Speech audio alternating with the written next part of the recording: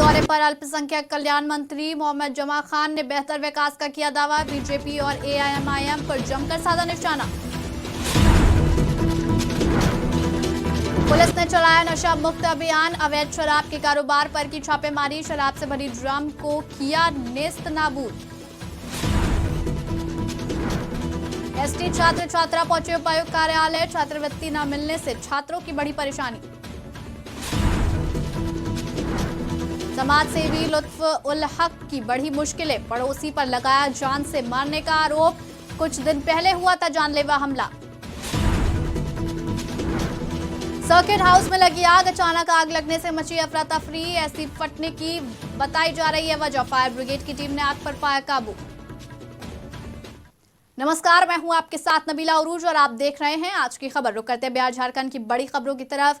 खबर जमशेदपुर से है, जहां सड़क दुर्घटनाओं में भी काफी बढ़ोतरी हो रही है। स्थिति को देखते हुए जिले के एसएसपी के निर्देश पर टेल्को और बर्मा माइंस थाना क्षेत्र में विशेष सघन जांच अभियान चलाकर वैसे वाहनों को चिन्हित किया गया जो कि सड़क किनारे खड़े हैं। उन्हें फाइन से संबंधित स्टिकर चिपकाए गए। जानकारी देते हुए जिले के एसएसपी प्रभात कुमार ने बताया कि आए दिन शिकायत मिल रही थी कि सड़क किनारे बड़े वाहनों को खड़ा कर देने से आम लोगों को परेशानी हो रही है। में जितनी भी जगह रोड पे गाड़ियां खड़ी है उस पे आज फाइन काटा गया है। टाटा पावर अन्य लोगों की जितनी भी गाड़ियां हैं जो ड्रग्स लेके जाती है वो हमेशा इस रोड पे खड़ा रहती है और आने जाने वाले लोगों को दिक्कत होता है। बड़ी व्याख्या नहीं जा पाती है। बच्चे लोग इस क्षेत्र से गुजरते हैं, महिलाएं गुजरती हैं। रात्रि में जो पाथ बनाया गया वो पाथ गाड़ी खड़ा करने से उनकी वजह से छुप जाता है। सामाजिक तत्व यहाँ पे गांजा ब्राउन शुगर भी लेते हैं और देखते हैं कि जो ड्राइवर है वो भी नशा के पदार्थ यहाँ पे यूज करते हैं। तो हम लोगों ने कई बार लिखित दिया। विगत 15-20 सालों से इस जगह पे गाड़ी खड़ा की जाती है और यहाँ पे छिनतई चोरी हमेशा होता है। तो प्रशासन के द्वारा एक मुहिम चलाकर क्षेत्र को जागरूक किया गया कि आप रोड पे गाड़ी ना खड़ा करें और कंपनी को बताया गया कि भैया इस जगह से आप हटा के गाड़ी अपना पार्किंग व्यवस्था में खड़ा कराएं, अन्यथा यहाँ पे जितनी भी गाड़ी खड़ा होगी उसका फाइन। भाजपा के व्यवसायिक प्रकोष्ठ के संयोजक तीरथ सिंह ने चलित वैन को अपने कार्यालय से झंडा दिखाकर रवाना किया। इस वैन के माध्यम से जिन लोगों का आधार कार्ड, वोटर आईडी कार्ड नहीं बना है या पेंशन, राशन कार्ड जैसी सुविधाओं से वंचित हैं, उन लोगों का फॉर्म भरवाकर जल्द से जल्द इस सुविधा से उन्हें लाभ मिलेगा। जानकारी देते हुए संयोजक नीरज सिंह ने कहा कि भारतीय जनता पार्टी अपने कर्तव्य को निर्वहन कर रही है। इसे लेकर पार्टी केंद्रीय नेतृत्व के आह्वान पर हर कार्य कर रही है। साथ ही उन्होंने कहा कि इस कार्य में जिले के सांसद विद्युत वरण महतो का भी महत्वपूर्ण योगदान है। भारतीय जनता पार्टी के समर्पित कार्यकर्ता हैं और हमारे देश के यशस्वी प्रधानमंत्री और भारतवर्ष के बीजेपी के राष्ट्रीय अध्यक्ष श्रीमान जेपी नड्डा जी का एक ही सपना है कि अंत्योदय तक पहुंचना है। गरीबों तक जहां तक सरकार नहीं पहुंच पाती वहां तक हम लोग भाजपा कार्यकर्ता के द्वारा उनके पास पहुंचना है। आज माननीय जमशेदपुर के लोकप्रिय सांसद जो दिन रात एक करके जमशेदपुर के लिए सांसद में प्रश्न उठाते हैं और समस्याओं का समाधान करते हैं, आज उनके कर कमलों द्वारा इस वैन का उद्घाटन हो रहा है। तो आप समझ सकते हैं कि कितना ये वैन कारगर साबित होगा।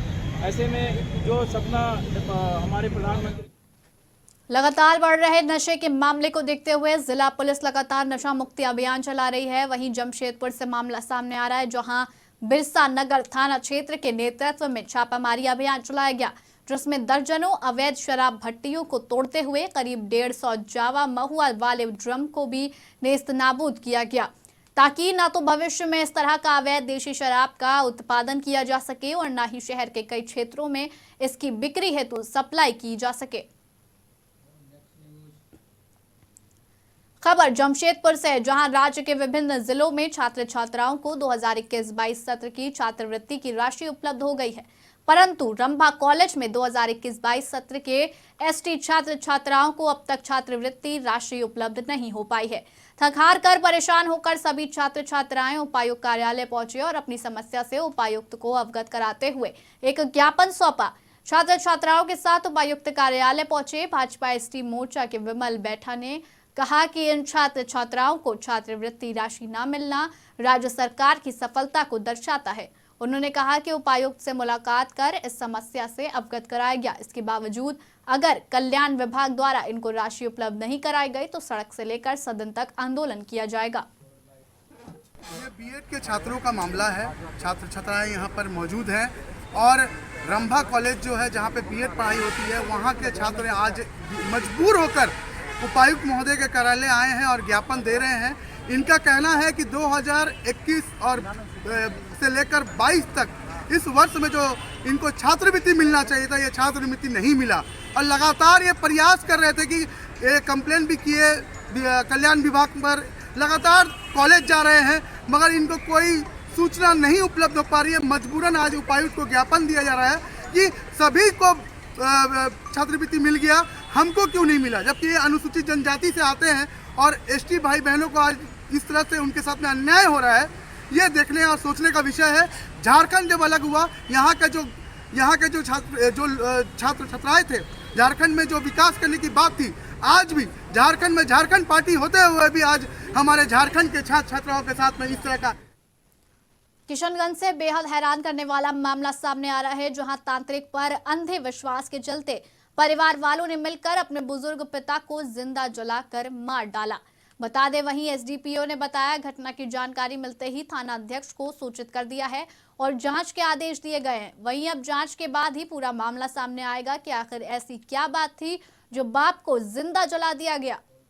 कल मुझे एक जानकारी प्राप्त हुई थी कि बनगांव पंचायत में कोई दुलाली गांव है जिसमें एक वृद्ध व्यक्ति को जलाकर मारने की सूचना है। उस संबंध में मैंने तुरंत वहां के एसएचओ को खबर किया है।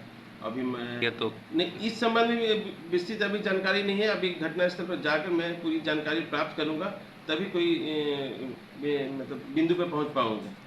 अभी तो जांच चल रही है। मुजफ्फरपुर में बढ़ते अपराध और शहर की बेटियों को न्याय दिलाने की मांग को लेकर जाप के आह्वान पर विभिन्न सामाजिक संगठनों ने चक्का जाम कर दिया। वहीं सूबे की सरकार और पुलिस प्रशासन के खिलाफ लोग सड़कों पर उतरे। आपको बता दें कि जन अधिकारी पार्टी के द्वारा मुजफ्फरपुर बंदी के पूर्व संध्या पर पूरे शहर में विशाल जुलूस निकालकर शहर वासियों से बंदी में समर्थन मांगा था। इस बंदी में कई सामाजिक संगठनों में अपना समर्थन दिया और आज लोग सड़कों पर उतर गए। गरीब जनता पार्टी के संयोजक विकास कृष्ण कवि ने कहा, जिले में बढ़ती अपराध, शहर की बेटियों को न्याय दिलाने के लिए बंदी रखा गया है। 2 साल से और प्रशासन इसको खोज के लाने में नाकाम है। प्रशासन केवल आम जनता के साथ गुंडाई बतियाती है, केवल घूसखोरी करती है, घूस लेकर काम करती है, केवल जनता को सताने के लिए प्रशासन है। आराम से तो नहीं। और इसके खिलाफ आज का बंदी है कि प्रशासन को खुशी जो गायब है, एसी सिंह गायब है, ऐसे दर्जनों बच्चियां जो गायब है। आज मुरौल में सामूहिक बलात्कार करके मुरौल पुल के नीचे एक बच्ची को फेंक दिया गया है, लेकिन अभी तक सुबेरे से लाश पड़ा हुआ है, कोई पुलिस प्रशासन उसको देखने नहीं गया है। अब समझ सकते हैं कि मुजफ्फरपुर किस दौर से गुजर रहा है। इसके खिलाफ आज का बंदी बुलाया गया है और सरकार को झुकना होगा, बच्चियों को खोज कर लाना होगा। बिहार थाना क्षेत्र इलाके में पुलिस ने महिला का शव बरामद किया। महिला की पहचान ललिता देवी के रूप में की गई। वहीं इस घटना के बाद ससुराल पक्ष और मायके पक्ष के बीच आरोप प्रत्यारोप का दौर शुरू हो गया है। मृतका के परिजनों का आरोप है कि ललिता देवी पिछले 4 दिनों से बड़ी पहाड़ी इलाके से गायब थी, जिसका शव पुलिस ने बरामद किया है। वहीं इस घटना के पीछे पति के ऊपर पत्नी की गला घोंटकर हत्या करने का आरोप लग रहा है। वहीं मृतका के पति ने कहा कि उसकी पत्नी का कुछ महीने पहले पाइप सर पर गिर गया था, जिसके कारण थोड़ी बहुत मानसिक रूप से विक्षिप्त थी और अक्सर घर से बाहर चली जाती थी। फिलहाल पुलिस दोनों बिंदुओं पर जांच में जुटी हुई है। अभी दावा हुआ चला तो कुछ ठीक रहा, चल ठीक हो गया, समझे कहीं कि हमको कोई दिक्कत नहीं है। उसके बाद फिर बीच में ही साल 6 महीना के अंदर इसको कहिस की जो हमारा देखे दर्द कर रहा था, जाके पावापुरी यहाँ आयुर्वेदिक संस्था जो वहाँ इलाज कराए, वहाँ CT एक्सरे कराए, वहाँ भी कुछ नहीं निकला। दवा ववा खाई थोड़ा बहुत, उसके बाद दवा भी छोड़ दी, ठीक हो गया। लास्ट तो एकदम बुरी तरह स्थिति में है। ऐसा तो हम कभी देखे नहीं है। हमको तो लगता है क्या कुछ समझ में नहीं आ रहा। हमको उससे लगता है कि आप उसी का परिवार मार के फेंक दिया गया है सर, और उसी से सूचना कर दिया गया हम लोग को कि घर से बाहर निकल गया है। हम लोग क्षिति छान थे सर, उसी में बगल वाला कोई आदमी भैंस चरा रहा था उसी हंडर में, तो उसको सूचना दिया कि यहाँ पे एगो लाश बिगा हुआ है। तो हम लोग देखें कि तब जाके हम लोग पहचाने कि नहीं मेरा दीदी है। इसमें ये सब हम लोग दिए हैं परिवार लोग की, मेरा परिवार भुला गया है, जिंदा होगा 3-4 दिन हम लोग खोजें, पूरा बाढ़ गए, राजगीर गए, हम वहाँ अब मोकामा तक।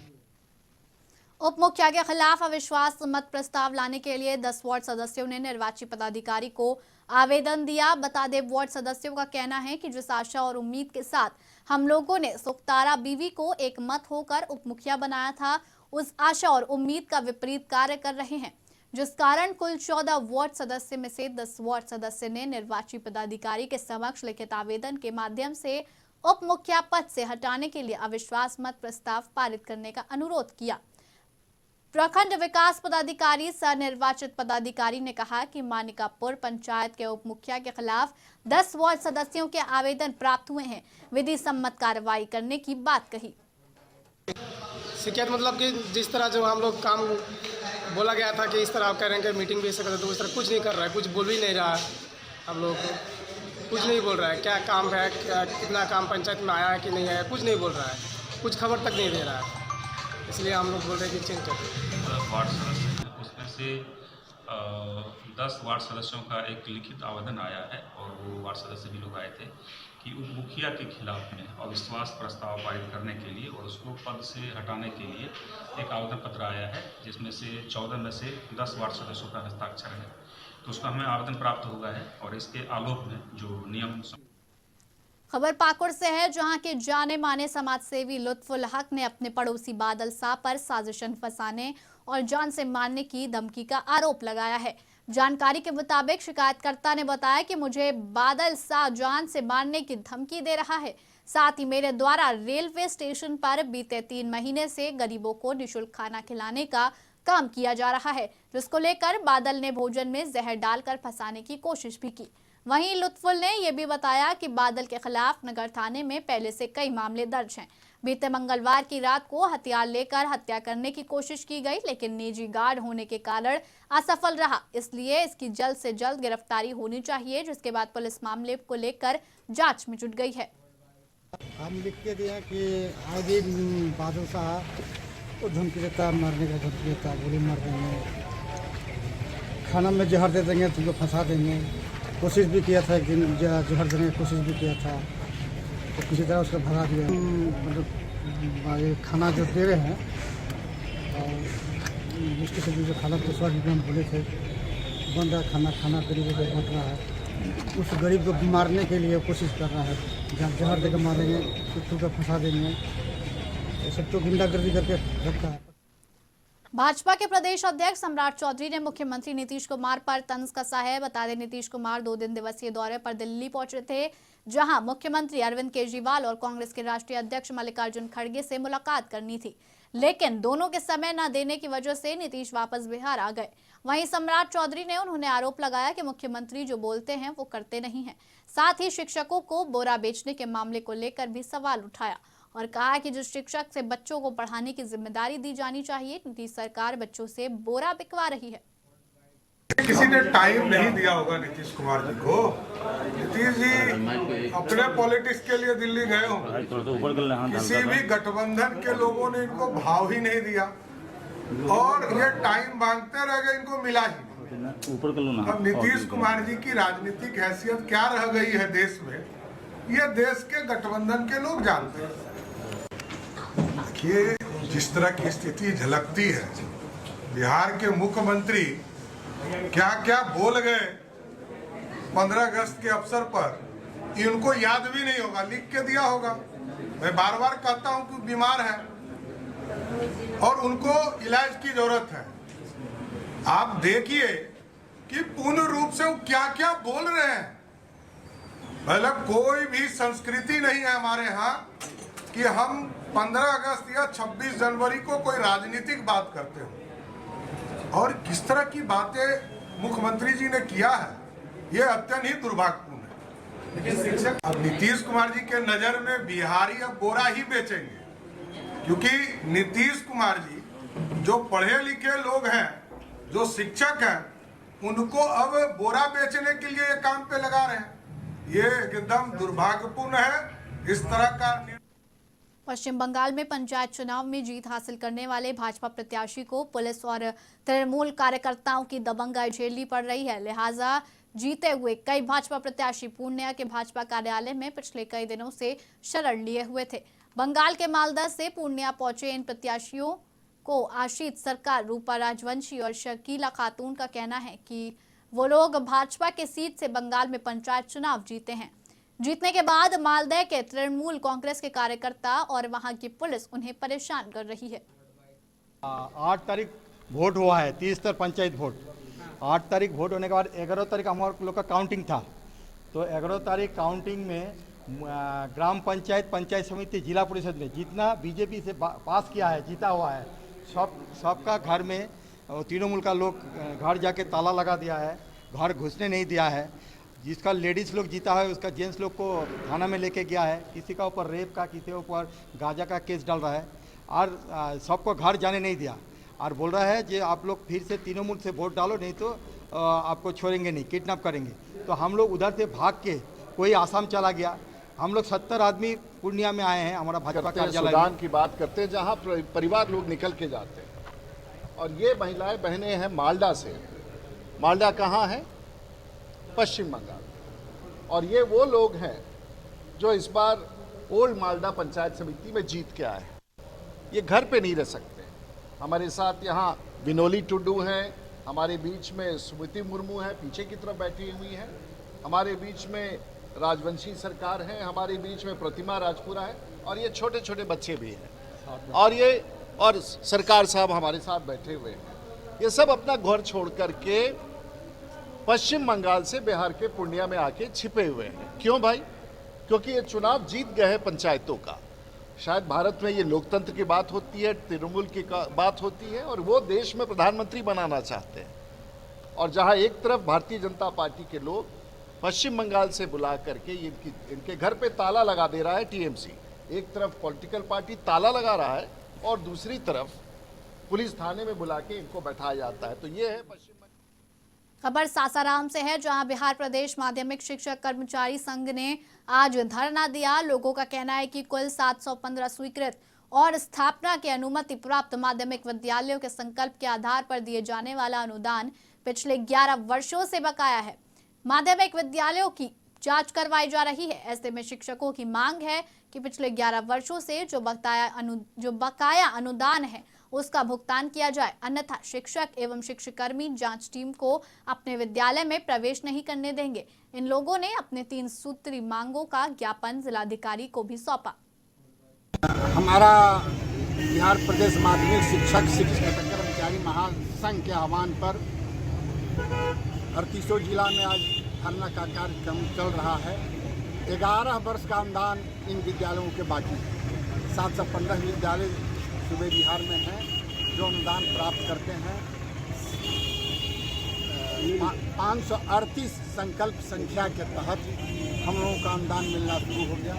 अब ऊपर से बिहार विद्यालय परीक्षा समिति की नियमावली 11 संशोधित, 13 संशोधित, 19 हम पर थोप करके जांच कर रहे हैं। जांच करे सबको मतलब नहीं है, लेकिन पहले 11 वर्षों के अनुदान का भुगतान तो करे। यदि हमारा 11 वर्षों का अनुदान का भुगतान नहीं होता है, हम विद्यालय में जांच दल को प्रवेश नहीं कर रहे, और यदि इसका निराकरण नहीं होता है तो हम अपने आंदोलन को उठेंगे। क्या नाम है सर आपका? मेरा नाम हुआ राम नरेश पांडे, प्रदेश अध्यक्ष बिहार प्रदेश माध्यमिक शिक्षक संघ। फिलहाल इस बुलेटिन में इतना ही। बिहार और झारखंड की तमाम बड़ी खबरों के लिए बने रहिए आज की खबर के साथ।